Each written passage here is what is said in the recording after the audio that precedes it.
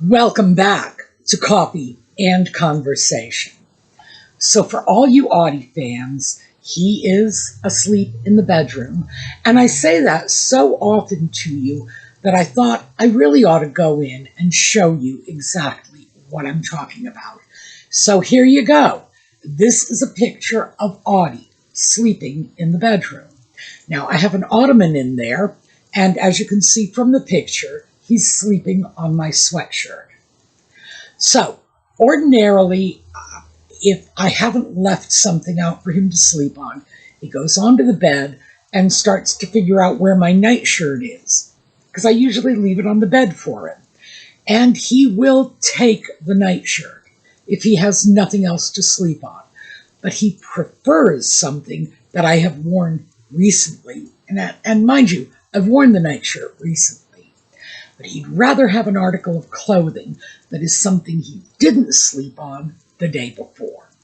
So, yes, I'm trying now to make a point of leaving a little something on the ottoman so he can curl up and go to sleep on it, because it seems to mean a lot to him to have that option. So, yes, that is my cat's life. Such a hard life, sleeping on a fuzzy sweatshirt, on a nice ottoman, in a quiet, dark corner. Yeah, I envy him. But because I figured Audie would not be with us, I wore my little Audie necklace. This, by the way, came from Steph, one of our suemeangels. And I'm sure you've noticed over the years, I wear a lot of the jewelry that these very wonderful and crafty ladies have given me.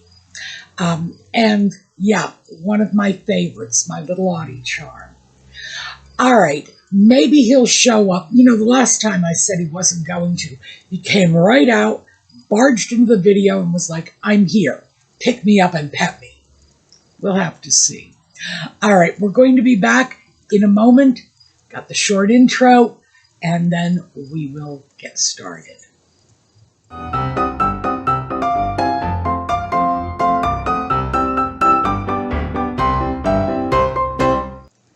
So, I moved the camera back a little because I have a box in my lap. Now, we are going to open this together because this was a gift from Colleen, and it looks to me like I might have opened it up upside down. We've got a lot of tissue paper. Thank you, Colleen. I love tissue paper. Okay. Oh, we have a green thing. What? Oh, look at this. This is a massive, heavyweight shopping. Oh, it's got a zipper. Okay, wait. Let's get this open. Huge shopping tote. Thank you. My current shopping tote is the one that Colleen gave me for my last birthday. Oh, I'm sorry, I should mention, this was my birthday present from Colleen.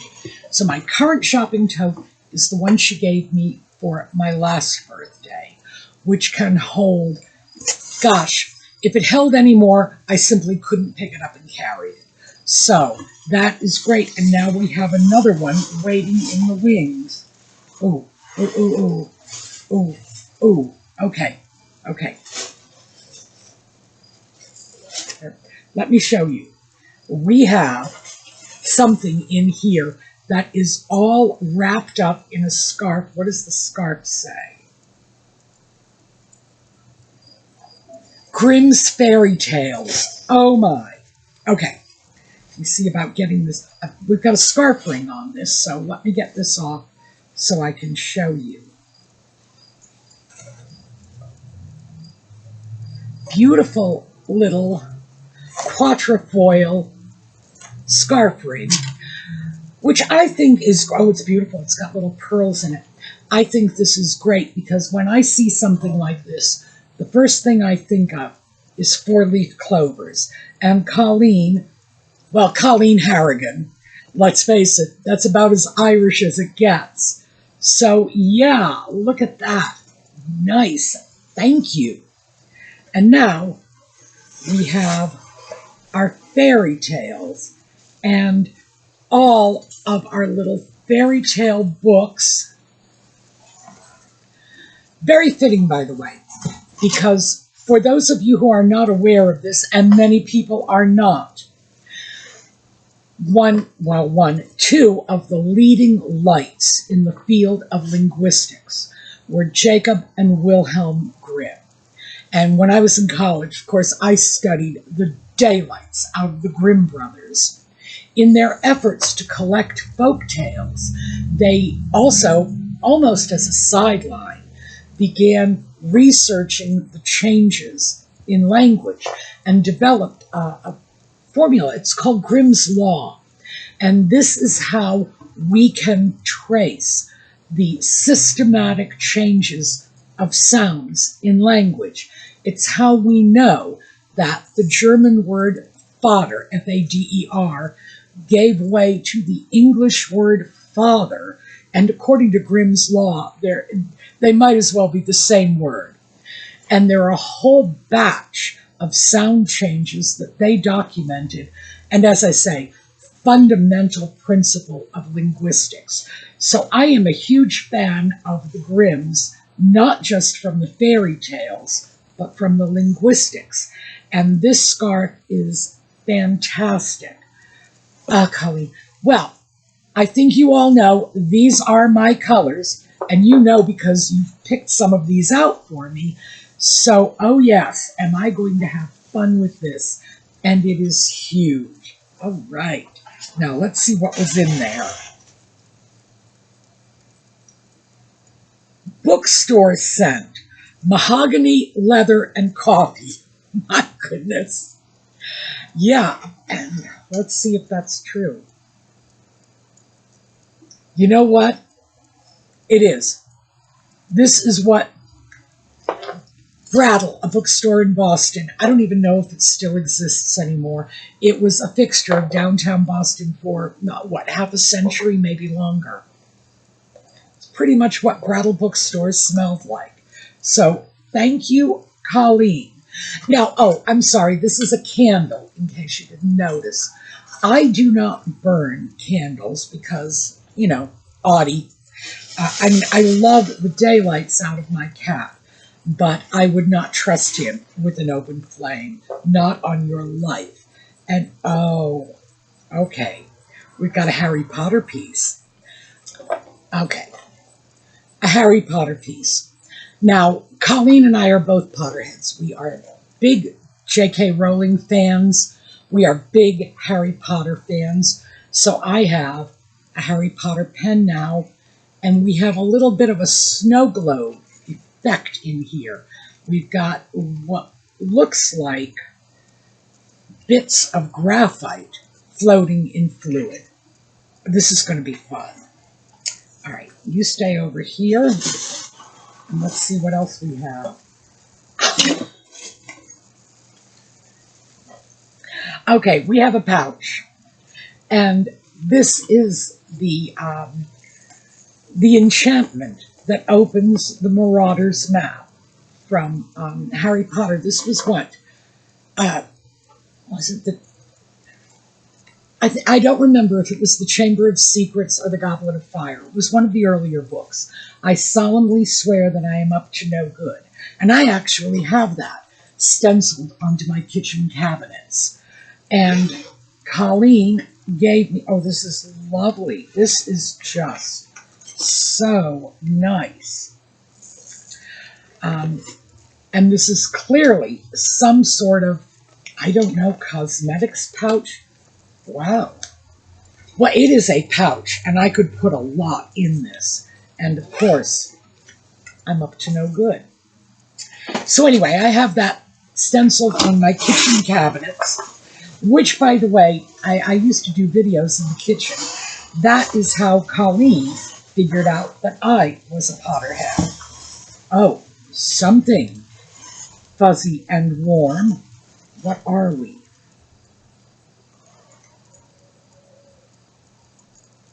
Oh my goodness. This is a mountain, what is it? Kerry Woolen Mills mountain green shawl. Oh, this is wonderful. And it's not solid green. We've got stripes in here. Oh, well, this is going to be my new best friend this winter. All right, stay over here. And let's see what else we have in here. Oh, yes. I was going to say I can feel something in here. Oh, and here we go. A giant fan. I solemnly swear that I am up to no good. This is fabulous. This is absolutely fabulous. So, we have the Grimms, we have Harry Potter, we have a card. I'm going to have to read this card. This is the hard part, reading the card.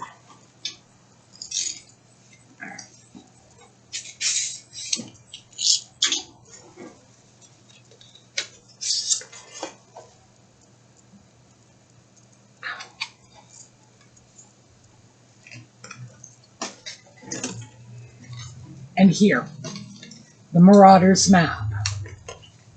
Now, let's see what she has written. I hope you enjoy some dark academia accessories with a touch of Hogwarts thrown in for good measure. Happy birthday, Colleen and Kelly. And she left an apology that it came late. Colleen has been sick, so no apology is necessary. Now, excuse me while I set this down.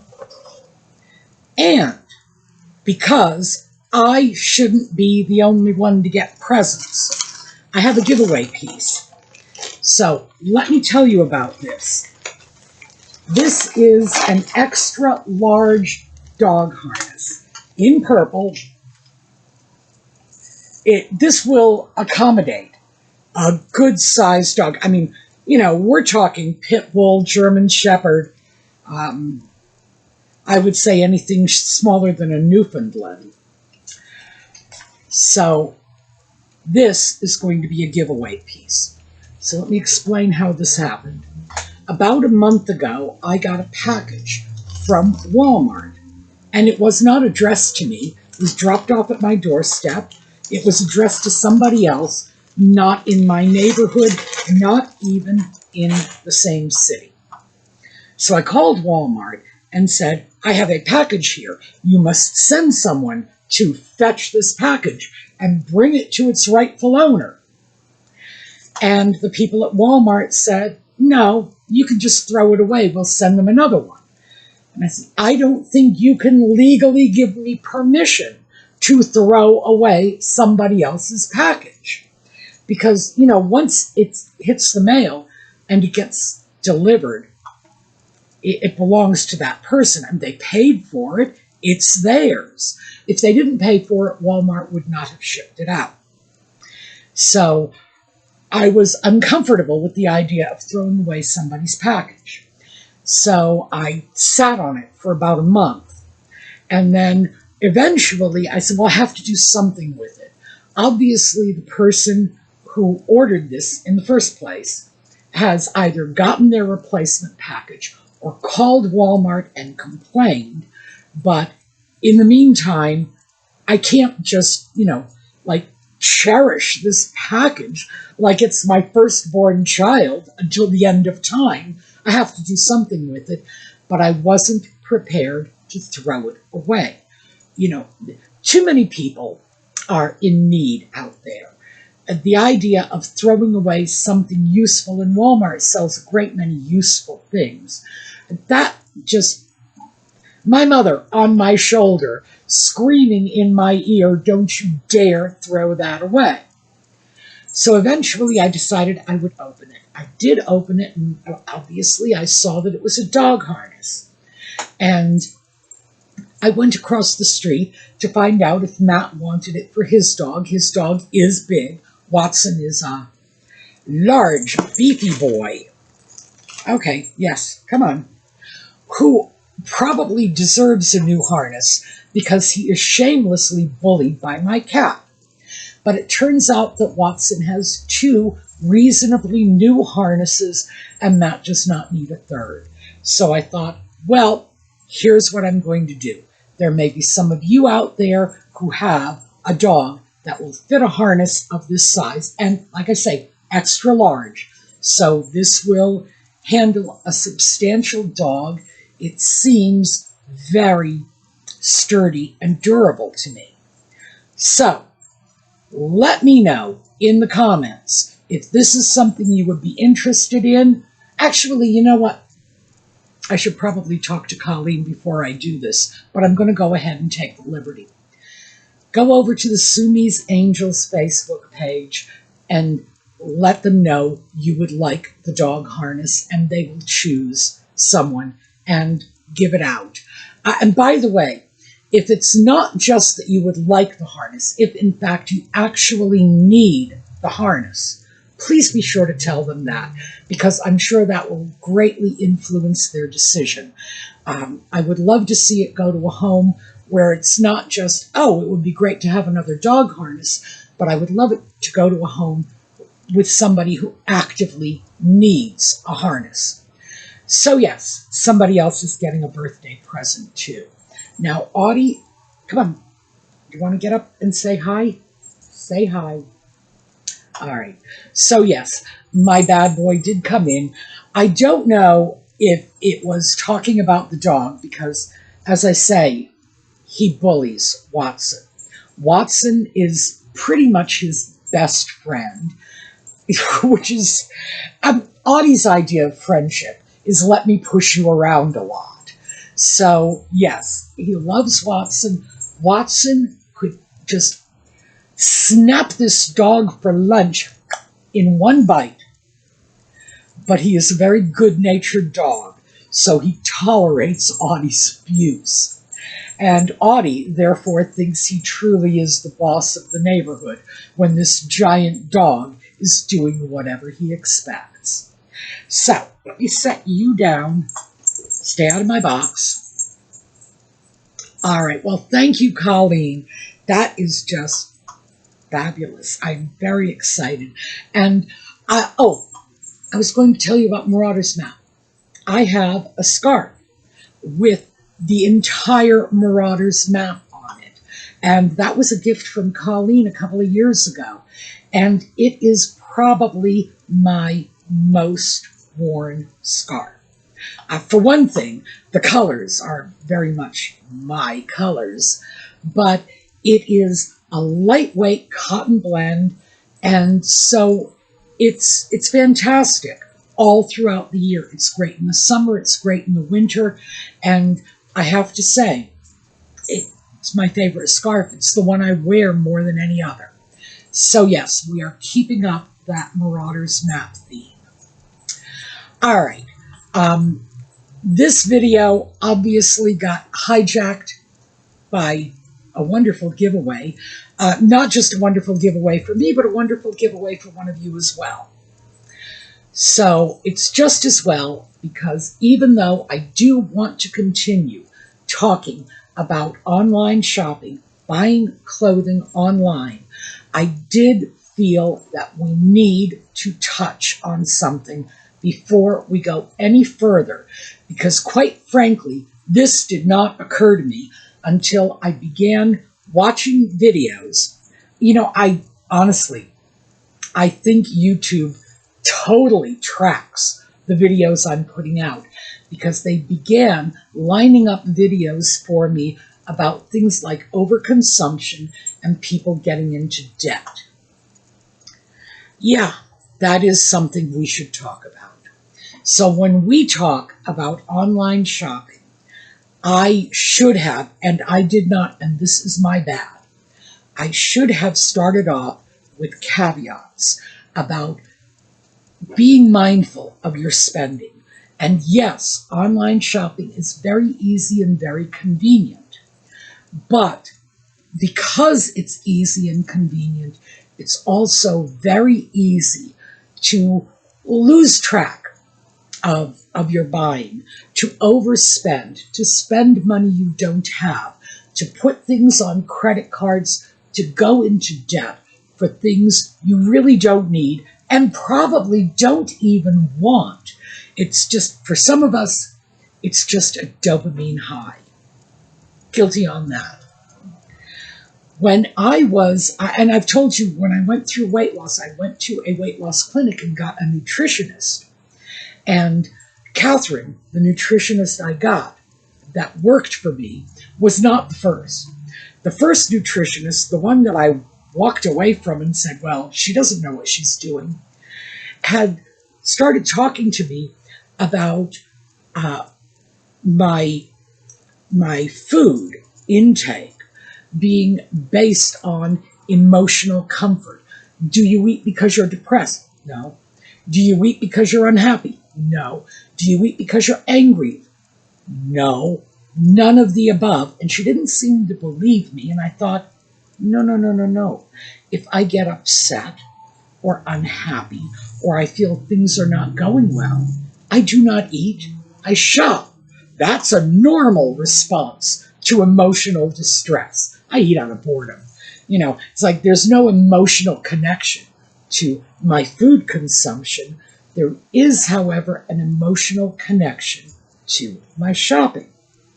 Now, I always talk about my shopping in the context of, my mother and her bargain shopping, and she's still sitting on my shoulder.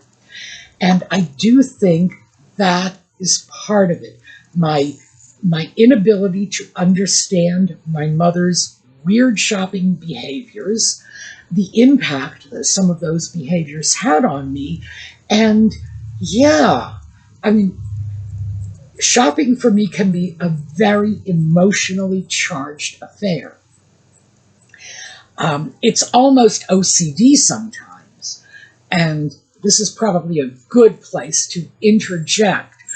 Some of my worst shopping mistakes, my great regrets, have been when I have not really needed something. Well, I thought I needed it, but I didn't really want the item I was buying.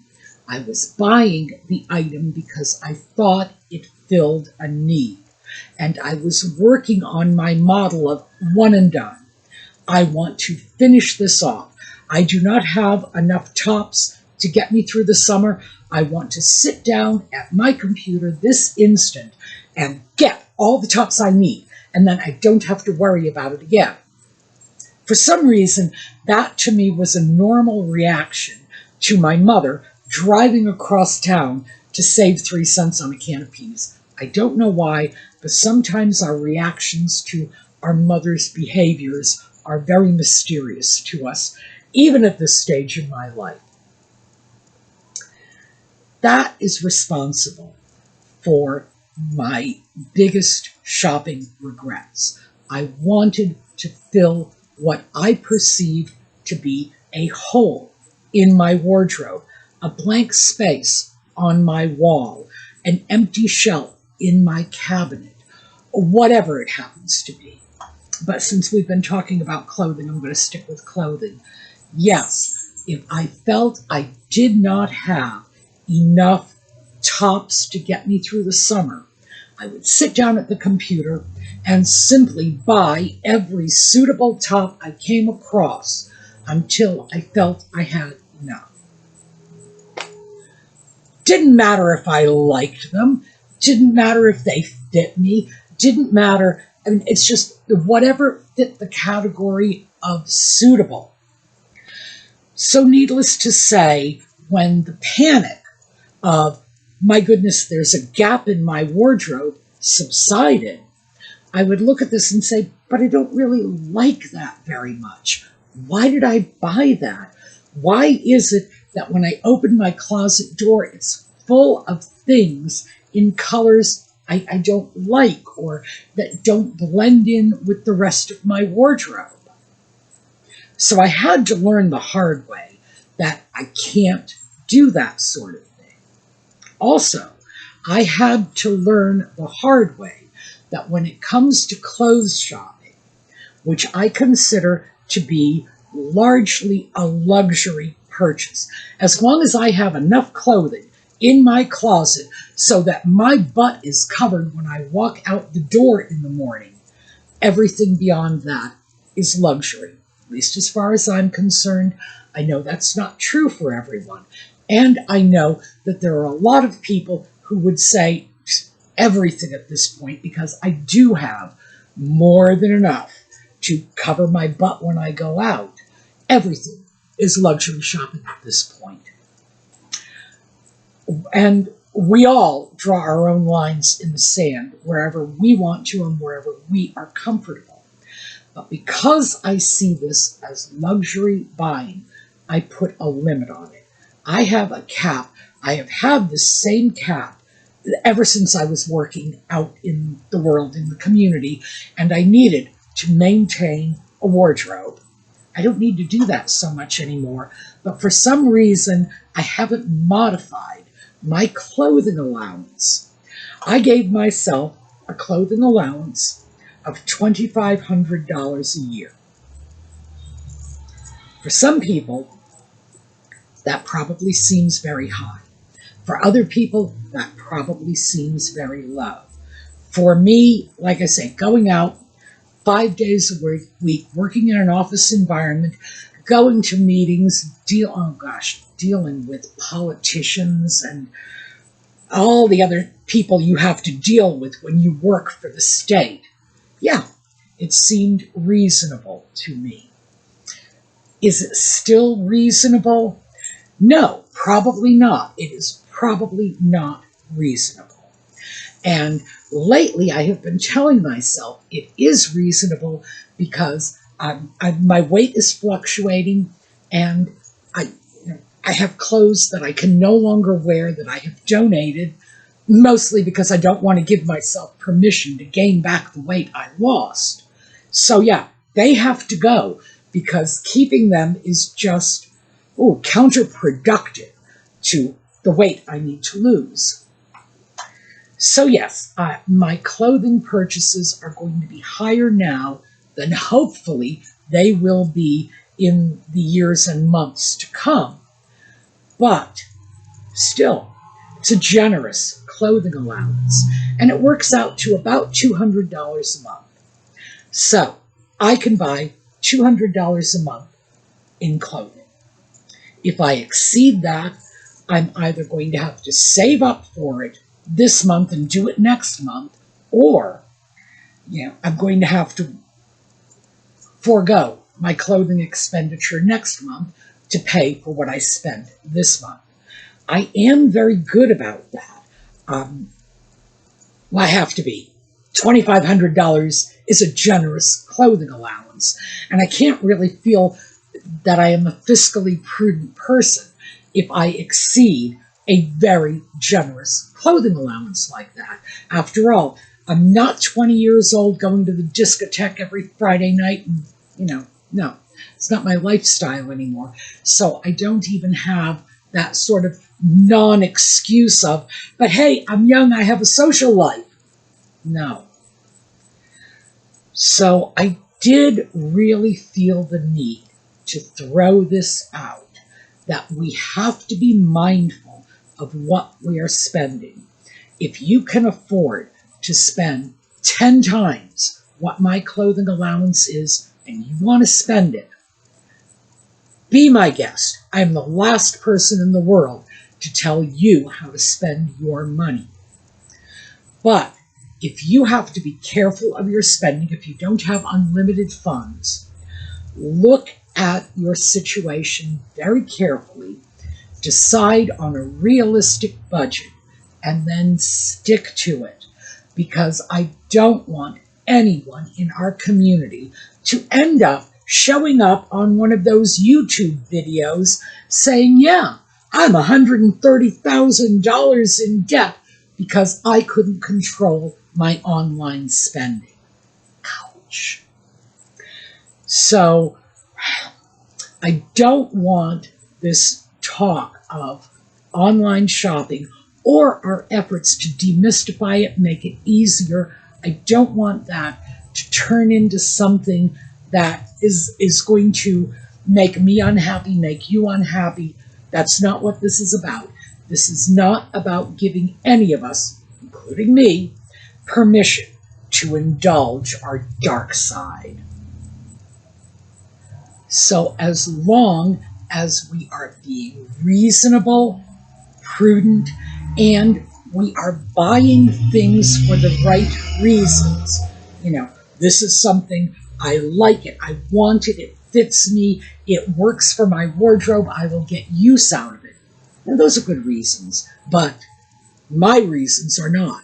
I am driven by panic because I don't think I have enough summer tops. No. Don't make my mistakes. This is one of those, let me be the one to burn my fingers on the stove so you don't have to. So I did want to look at this because, again, we are all in our own circumstances, and it was wrong of me not to consider the fact that for some of us, making online shopping easier might not be the best thing in the world. It will be as long as we bring some common sense and some restraint to bear. But not if you're going to turn into one of those people that shows up on one of these YouTube videos flashing around all these bills from all these credit cards saying, yeah, but my closet's full. No, that's not what we're doing here. All right. Well, thank you so much for being with me and for allowing me to indulge in this little bit of chit-chat. We are going to pick up tomorrow because I thought we would talk about buying secondhand online. Yeah, so at least if you're going to be irresponsible with your credit cards, we can make sure you're not spending too much money on it. Oh, but yes, I thought we'd talk about buying secondhand and how to navigate those marketplaces. And I hope you will join us. Thank you for being with us. We're going to take a look at a slideshow on the way out. And because we are celebrating a gift from Colleen, I think we'll look at one of our Colleen videos. And as many of you know, Colleen's favorite holiday is Halloween. And I have slideshows from Colleen's Halloween decorations in years past. And I have a very limited window in which I can share those slideshows with you. So we're going to do that today. All right. I hope to see you tomorrow as we continue this. And in the meantime, have a terrific day.